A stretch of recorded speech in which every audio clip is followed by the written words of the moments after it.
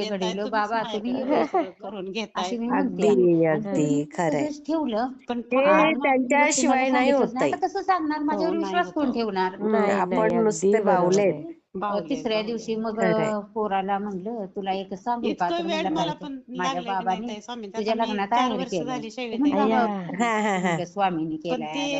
तर खरंय, म्हणलं खरंय, उठता खरंय. बसता काहीतरी झोपता सांगतेस तर ती म्हणलं बघायचं आहे स्वामींचाच का कृपा विश्वास आहे. ठेवायचा असला तर दाखवते म्हणलं. बरोबर बरोबर आता हा घरातलं काम तर दाखवे काय म्हणल्यानंतर काय मग मी कधी त्या होऊन जाते हे सुद्धा कळत हा नाही. बंडल हो बाहेर काढलं आणि त्या त्याच्या हातात दिला ह्याच्यामध्ये म्हणजे असलं पैसे ना माग पण आणि खरंच पैसे कळत काय नाही तर ताई. त्याला मी आणि ते कधी लोड चमकलेल्या नोटा पडलाय असं दिसायला वाटत लागल्या नाही, एकदम काय नाही, नव्या काय नाही. मशीनचं बाहेर हा आपण काढतो एवढं अशा काम केलंय आणि एवढं लोड पडलं असं बापरे काय नाही. त्या सवन फक्त अशा एक आता सारख्या सवय त्यानं कशी त्या लागली नोटा स्वामी लावल्या अंक तो करायची, ताई स्वामी 26 अंक नोटावर एक करायचे. सारखा हा नंबर तुमचं 3 का 4 स्वामींना सांगूनच चार सगळं नंबर करायचं. स्वामींना पण सांगूनच म्हणजे सगळं हे करायचं झाला होतं. 1 किती 2 छान हो 3 हो वाटतं ताई 4 बघा असं असं 26 ऐकलं ना. नोटावनी किती 26 सव्वा नंबर. समाधान होतं. बापरे समाधान म्हणजे काय मग आता बोलायचं मी काम काय नाही करू हो. आता या अगदी. पैशाचं मी काय आणि करू ज्याला मग कळलंय फोटो त्यालाच खरं काढला स्वामी सेवा दादासनी ताई. हो पाठवला हो हे परत अगदी मग बरोबर. ताईसनी पाठवला आणि पण त्यासनी नुसतं मी टाकलं की ह्या ज्याला पैशाचं स्वामींनी मी काय करू घेतलंय ना हेच स्वामी सेवेत आता हो फोनवर डिटेलवर तर त्याच्यासारखं एवढं सुंदर सांगू शकत आयुष्य नाही नाही डिटेल कोणाचं. बरोबर नाही नाही हम्म, फोटो आमचे खरंय मिस्टर पाठवला इतकं म्हणजे या चिडचिड पैशाचं मी करायचं का काय नाही. करू महाराजांनी हा मला हा हे पैसे दिले ते ते आता पण हा कॅशियर हा होतं काय बँकेत. केला फोन परत काय म्हणता? बापरे हा कॅशियर होतं. केल्यावर ती मग मी 1 त्यासनी लाख सांगितलं मला ताई वाटतं असं असं घडलंय 27,000 मग त्या म्हणल्या रिटायर आता झाले ते. ताई